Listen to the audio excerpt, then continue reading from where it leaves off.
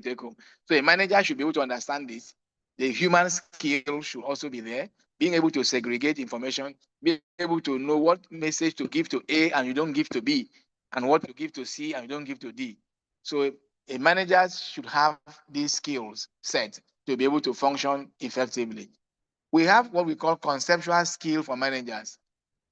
It is a combination of your vision, imagination, and intelligence that assures perspective in viewing the organization and its future.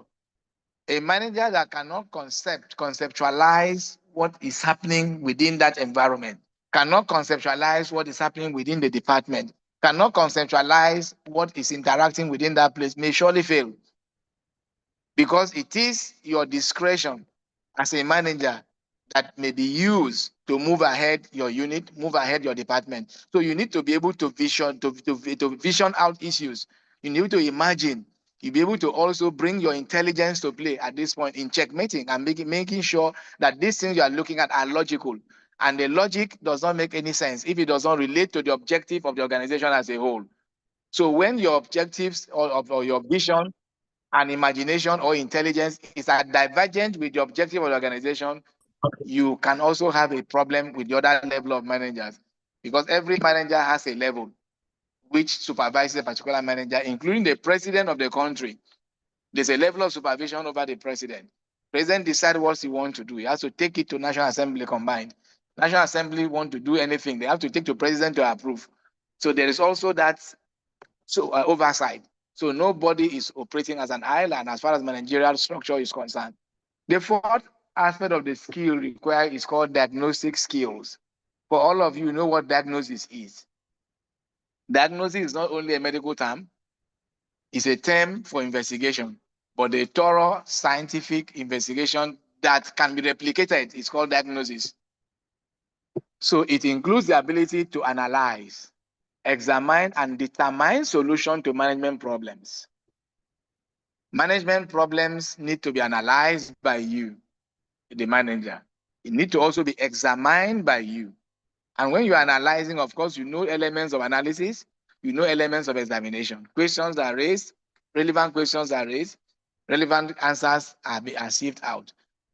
And you know the determination of solution. Solution must meet with questions and answers that comes out. And that is what we call problem solving. So a good manager should develop these skills to ask relevant questions. You know, relevant questions is not sentimental questions. Relevant questions are also framed accordingly. If you frame a relevant question wrongly, you will not get an answer. If you ask somebody, I think you are from Enugu, that is not a managerial analytic question to bring out any diagnosis. The question is, which state are you from? So these are certain elements that the manager needs to learn. Beyond this lecture, there are things you need to read. There are basic things you need to put yourself into to be able to come out effectively as a desired manager. Before moving further, I want to think there may be one or two questions to be raised at this point. So I open the floor for that. We take 2-3 questions and move back again. Thank you. Yes, sir. I have a question. I have a kind of clarity, sir. A kind of what? Clarity based on the elements of management, sir. Okay, My name is Bolaji Ismail, sir. Element of so what? You have elements of management. So I think that based on what you have said so far, you said the elements of management comprises of planning, organizing, directive, motivation, and so on. And then there is other one that you mentioned. I don't know, maybe that one is under elements of management too, which is the 6 M's. The 6 M is not element. Okay, sir. The 6 M's can be categorized under what, sir? Is basic resources that management brings together to be able to function well. Okay, sir. Is also trying to explain the elements, but they are not elements. I say management brings together basic resources, popularly known as 6M. Management will have to bring manpower, machineries, bring method, bring material, bring money, and then create market. Is that clear? Yes, sir. It's clear, sir. When you are short of manpower, who do you go to? Hello? Hello, sir. When you are short of manpower, who do you go to? We go to the management, sir. Excellent. To When your machines are bad, who do you go to? the management, sir. When you feel the method is not producing results, who do you go to? The management, sir. When materials are exhausted, who do you go to? Management, sir. Fund is finished in your unit, where do you go? Management, sir. Market is not going, who do you meet? We try to meet the management now to get the more market, sir. Exactly. So these are the basic resources that management has to bring together for organization to function. Any other question? Okay, sir. Hello, good morning. Good morning, sir. Please, my name is Chidera. I have a question. My question, or more clarification based on management as a discipline. Please, sir, can you throw more light on this, please? Okay, management as a discipline, yes, sir, shows that management stands aside also as an entity. Okay. But management also perform disciplinary roles, so you don't mix them up. So discipline in our organization, the last power rests on where? On the management. Exactly. Management provide disciplinary functions, and they are also a discipline on their own. Like what you are doing now, you are taking a discipline here as a course.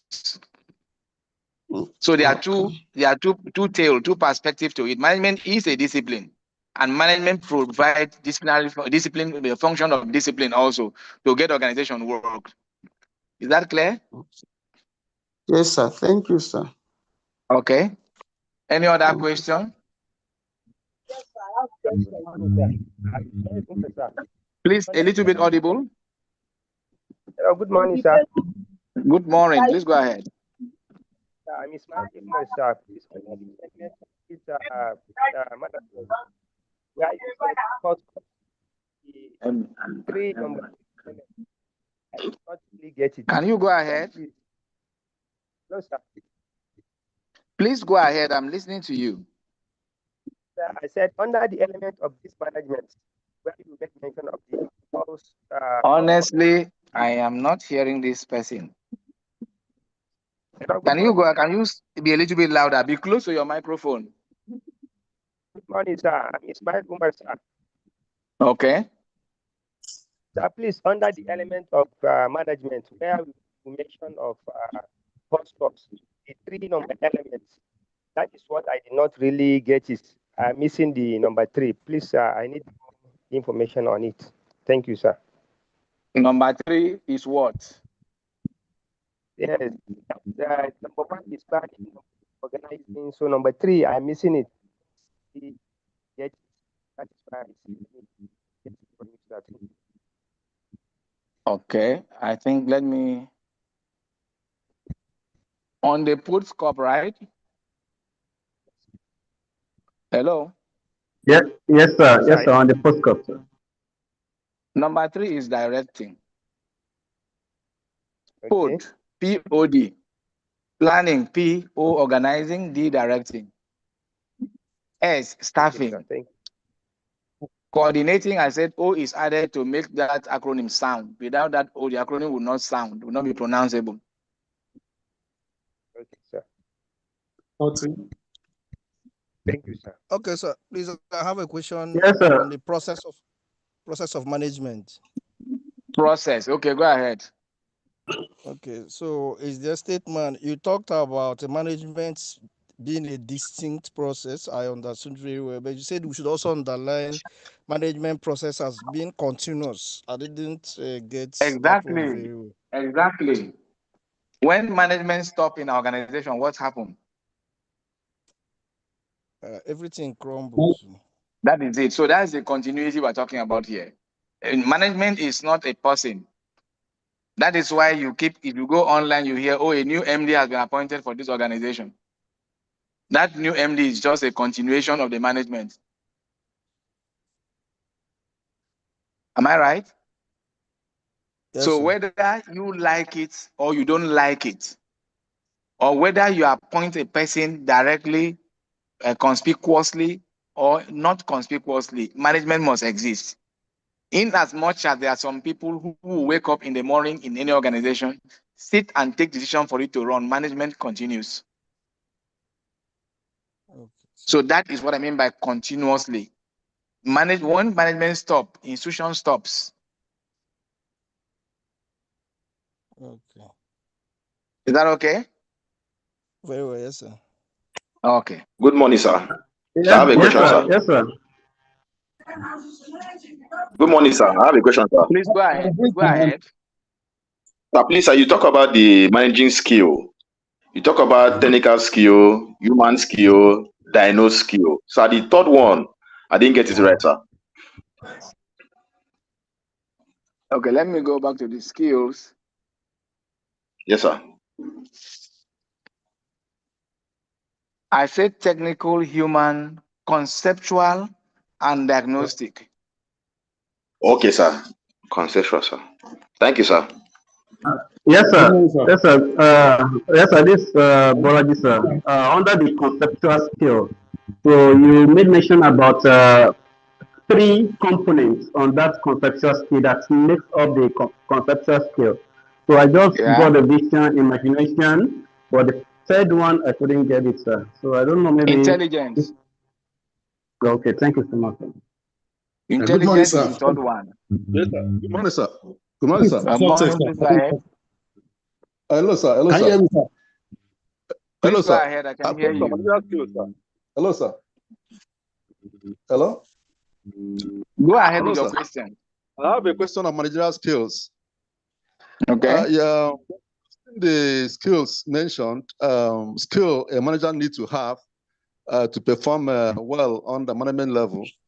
I want to ask, is it possible for a person, you said a manager is not born but trained, but is it possible to find a manager in a person that is not trained in the management position? Hello, sir. I'm not very sure I got you right. Not very sure I got you right, but I want to recap what I had. I said, is it possible to find Okay. a person that's not in the management position? So it's not possible to That do is, what? that is a person that's inborn skill as a manager, inborn skill as a manager, but not trained as a manager. Well, I've not seen any literature where inborn skill are highlighted. Where somebody is giving birth to and management is now put inside the blood. I have a question, sir. Or somebody who has gone through various things in management and management is removed from him because it's not in the blood. You know, Yes, this sir. word I have a management. question. Just a minute. Let me expatiate a little on this. Management is one of the most abused terms. You learn that anybody can manage. But at the level where we are sitting in a class of this nature to talk about management, we're talking about the scientific perspective of it. Something that can be tested and proven, and something that can be replicated, and the result is found to be synonymous. Whatever you do at the level of the common sense is not a practice. So we are talking about the management we are talking about here is a scientific perspective of it, which you must learn. And sorry to say, you can understand the problems in the healthcare setting where managerial capabilities is not given a very strong light. It is believed that if you grow up as a nurse, you run through the rank as a nurse for 21 years, you can be the head of all the nurses in the whole hospital. You get what I'm talking about?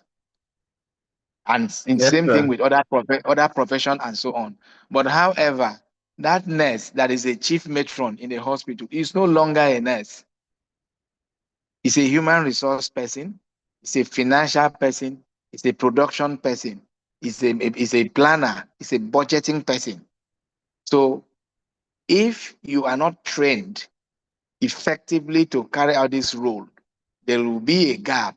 And those gaps are things that we in that setting, we are also seeing the gaps. So being born as a leader, being born as a manager is actually a street talk. You want to argue because some school of thought also came up with various arguments, which I alluded to.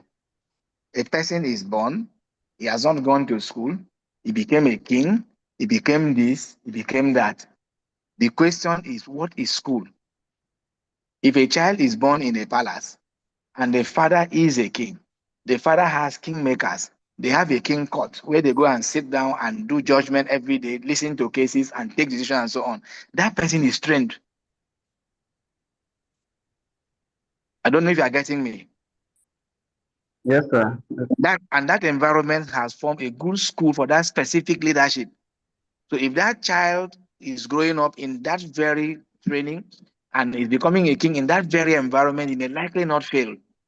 But if you take that child to another environment where the culture and the perspectives are different, that child will fail because he did not have a universal training. He has a specific training on the father's throne. And he's familiar with the people and they're familiar with him.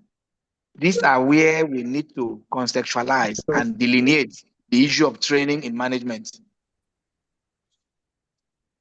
This argument comes up, oftentimes we talk about management, say, no, somebody may not, he can do this, can do that. Yes, there are certain intuitive trainings.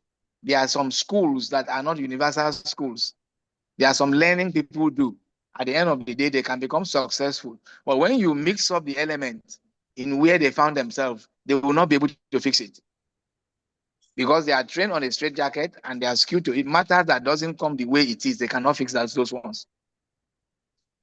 So that is where we would not, at this level of learning, talk about maybe somebody is born with skills. How do you get born with skills? If you are born with skills, what about the terminology? A child comes blank from all literature, both psychologically, biologically, and otherwise. A child comes blank. The brain is not, it's like a computer, new computer that we bought. We start programming by saying ma, and the child will answer. We do this, the child will also respond. Those things are imputed. At the level of those of us in the health, you can agree with me that a child is born blank. Yes or no? Yes, sir. Yes, sir. So at what point do you get born with the skill? The skills are imputed.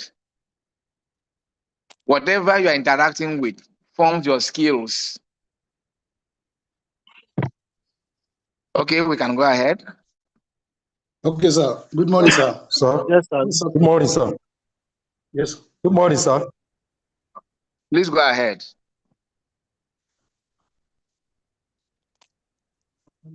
Hello, sir. Can you hear me, sir? When you were lecturing us, sir, you talked about significances of management, and you mentioned multidisciplinary. You talked about system of authority. You also talked about group activity. I want to ask, sir, is there any difference between significance of management and characteristics of management? They can be close but not the same. If you Google significance, now it will tell you what a significance is. Can characteristics, they are different. Some element of characteristics can appear as significant, but they are not the same.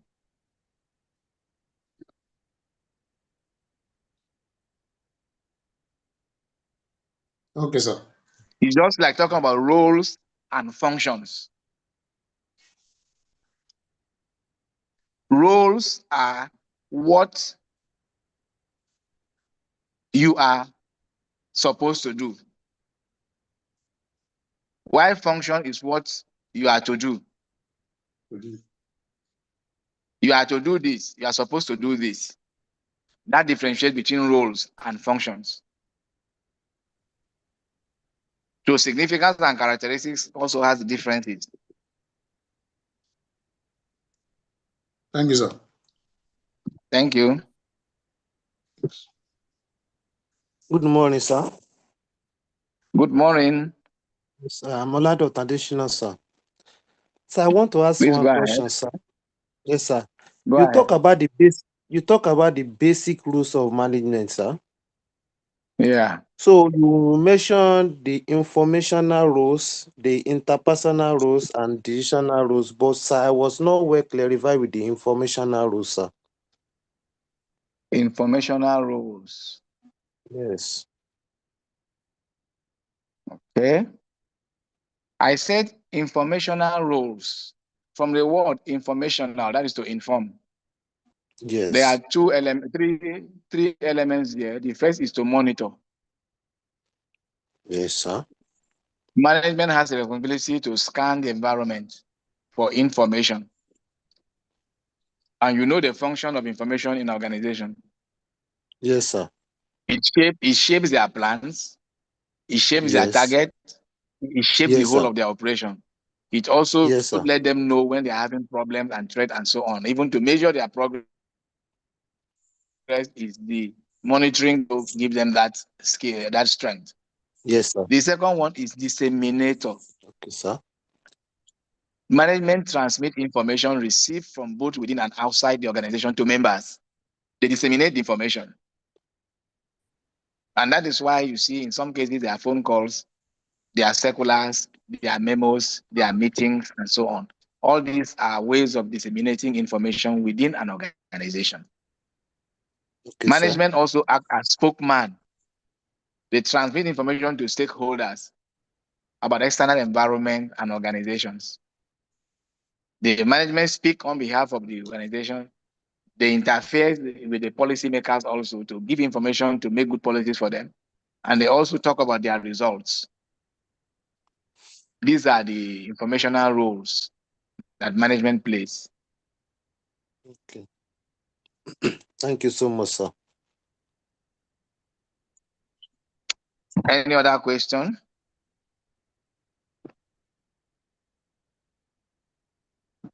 Yes, sir. Hello, good morning, sir. I just want to know the first definition given by Parker under the management. So the full name of the person. The first definition, right? Yes, sir, of management. It says something Parker. I said something what? Parker. Mary Parker Yes, Foley. sir. I said the art of getting things done through people. Okay, sir. And this is actually the strict management definition. Anybody you ask what is management, so getting things done through people. Okay, sir. Hello, sir. Hello, sir. The division by Hello, Lulu. sir. I didn't sir. Hello, sir. Please go ahead. Management is the art of getting things done through people. Is this scientific, sir? Is it what? Is this scientific? Because say that our view, what we are looking at is management through a scientific process. It's not as it can be carried out anywhere. But scientific aspect is saying that the results can be replicated anywhere. Can you throw more light on this Parker aspect of this definition You of know, management? yes, I am actually not analyzing or criticizing Parker. Okay. I'm actually telling you what Parker said. And I can't alter Okay. it because I'm referring to her. For you to know that this is what different people have said about management. Okay, sir. And I told you which one is scientific when I was talking. And even when I said this last, I told you that this is a strict definition. I've seen you heard me say that it's a strict definition. Yes. Getting something done through, so getting something done through people. But that was what she said. I'm only quoting her. I can't say she was wrong. But if I'm to analyze that, to talk about that, yes. But for now, that is not the concern of the lecture. The concern of the lecture is for you to know that there are many definitions. I told you there are over 100 definitions. Yes. And I also mentioned at the tail end of my discussion that management is one of the terminology that is misused the most, because anything you do can be called management. Say you are managing this, we manage this. Even good morning, how are you? Say we are managing. Am I right? Yes, so sir. The person is misusing the word management, because management is not about good morning. Say we are managing. So it's one of the most abused word. But management is a scientific term that has a process, as we are discussing, that we need to know if you are managing or you are not managing by passing through a process. So management is not about you passing through. Getting things done through people, I said, is a strict definition, but that was what Mary said. And that also at a point in time made sway. And it was through some of these discussions that give light to criticism that we now have something that looks more scientific today. So you might just know it as what she said, but principally a management definition, like I told you, that has to do with task planning, coordinating, motivating, controlling the effort of others. That person is still saying what she said, but in a more scientific form. Because if you don't mention this aspect of coordinating, planning, and the rest, you are not talking about management. If you take a look at what I said, about 2 or 3 of the definitions are including planning, organizing, directing, controlling into their definitions, which shows that it started somewhere. Just like every program, every course started somewhere. As you go further, it keeps changing and becomes more dynamic from where it's coming from. So we cannot say her definition is wrong. As at that point in time, the definition fit the purpose, but it's captured, it was written, but these are the progression of how it works. But in overall, scientific or non-scientific, the overall result of what you are doing is to get things done through people. Okay. It's okay, sir. No, right or wrong? Thank you, sir. Okay. It's all right. I think at this point. Hello, sir. Hello. Please, I have a question. Under basic management rules, you talked about interpersonal rule. Please, can you expatiate more on it? Interpersonal. Yes, sir. What exactly do you want me to touch? I mentioned that interpersonal roles of a manager are divided into 3. You have the manager act as a figurehead. It acts as a leader and also acts as a liaison. What we call figurehead. A figurehead is like, for instance, I work in a university now. If they are inviting the university for anything, the first person to invite is the vice chancellor. So he wears the clothes and go and sit on behalf of the university. So at that point, he's performing a figurehead role. He's figurizing the whole university, and the university is seen through him. So when they want to say anything about the university, it's his picture you will see. And many a times, the things they are talking about might not even be something that come out from his office. But he's figurizing. He's a figurehead. He's a symbolic head of the institution. So management plays that. And if the VC is not going, he can say, okay, DVC or registrar attend. They are also management staff. They go there and then figurehead the school as well. The school start and end on their head at that very program or that very function. That's the figurehead aspect of it. It's like the president of the country too. He plays that kind of role. He's the commander-in-chief of the armed forces, but he did not join any of the armed forces before. Right or wrong? He wears the uniform of the military and command this and command that and command that within that period. These are figurehead roles of a manager that you need to know. If it's not there, the deputy will go, and so on. These are roles that managers also play, but these are interpersonal roles. They are classified as interpersonal. You have leader, that is leadership role, like I said. They are responsible for motivation and activation. They have to stand in front and get things done. They need to put their feet on ground and insist on certain things being done in the way it ought to be done and push it. And sometimes people may not be happy with it at the end of the day, but those things have to be done. If you are not feeling motivated to get the work done, they have to give you reason to motivate you to get the work done. They have to convince you to get the work done. These are leadership roles.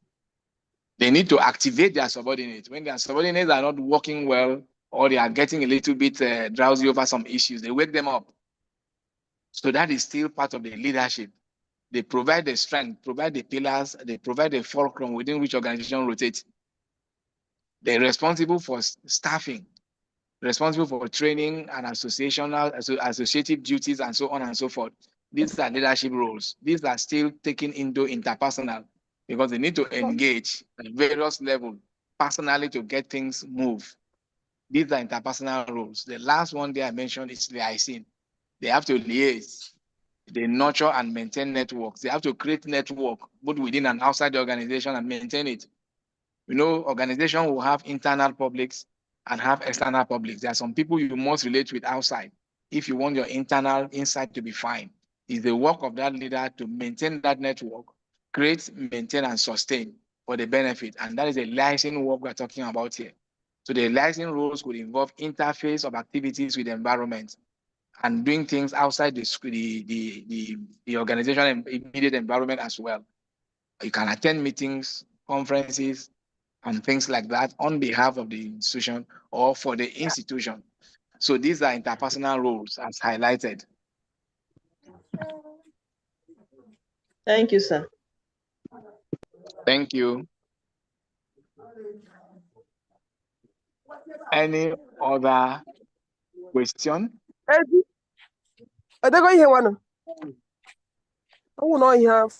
sir. I want to. If we do not have any other question or clarification. Good morning, sir. I'm sorry, sir. I'm not clear about decisional role because my phone went up. I'm sorry about that. What role are you talking about? Decisional role. Institutional role or what? Decisional. The basic Decisional. management role. I think that's this one. Decisional. Basic management role. Decisional role. That's roles of taking decision. Yes, sir. Interpersonal.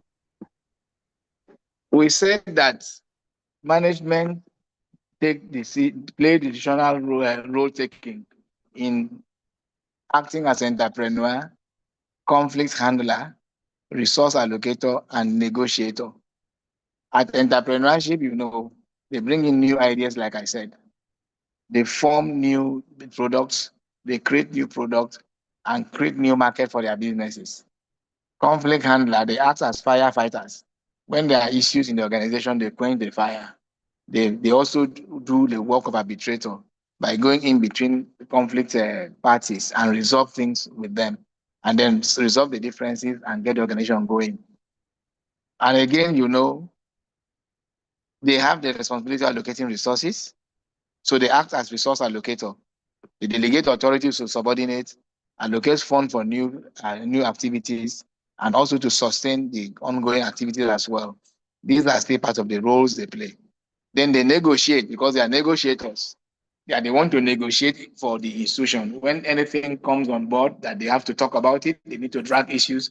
They need to talk about what the institution gets. It will be the management that need to do this negotiation. Take, for instance, in your unit, when they are trying to allocate funds or allocate new functions in your organization, they won't invite everybody. They can only invite the head of the unit, head of the department to go to the meeting. Whatever the head of the department is able to get is what he brings back to the department. If it's about institution also, it's what the leaders can get from outside that you see happening within the institutions. So what happened around you is the ability of the leaders to negotiate. If they can't negotiate well, they get nothing. If they can't also facilitate well, they get nothing.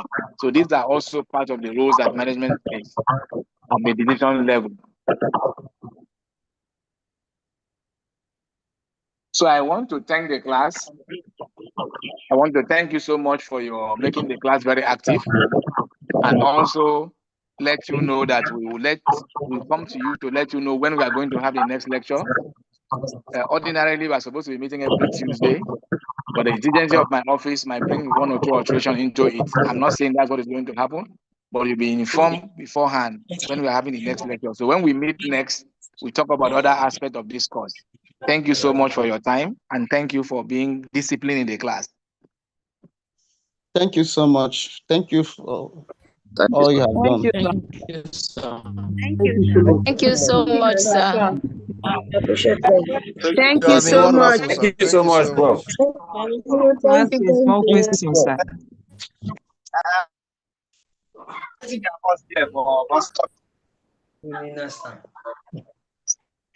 Thank you so much, sir. Hello, sir. Thank you. Thank you. Hello, sir. How do we get the materials of this lecture? Yes, it's very, very important.